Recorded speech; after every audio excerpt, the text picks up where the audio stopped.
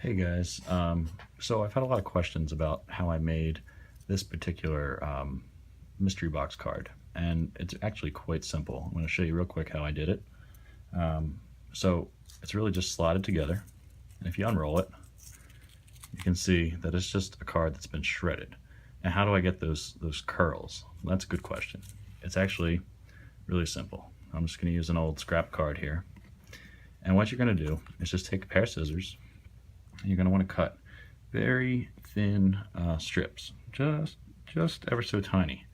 You're going to see, so actually I'm just going to start that, and it's really just a tiny, tiny, tiny little piece, right? So if I cut through this,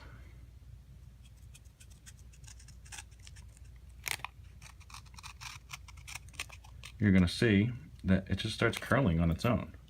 So that's just a natural property of the playing card as you shave. Now, the thinner you keep that strip, the curlier it'll get. If I do a thicker one here, it'll still kind of curl a little bit, but it won't be as cool looking. So as you can see, there it curled, but it didn't get that nice twist to it.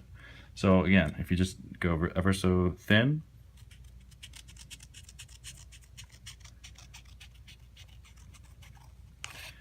and boom, there you got that. So you're going to cut all the way across the card like that, and then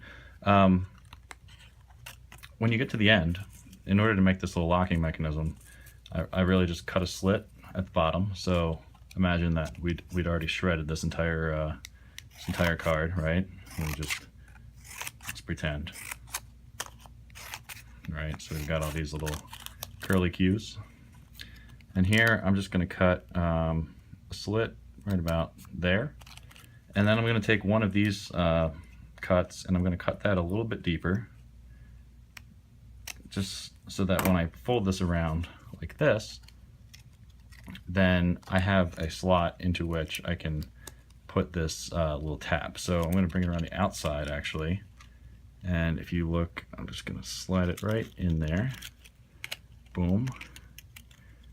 Give the card a little roll, and there you've got a base now that'll stand, and you can just kind of spin your little curly cues out, and you're going to get a card that looks exactly like the one I posted. So it's really quite simple, and that's how I made this fireworks card that I posted on the 4th of July, and have fun.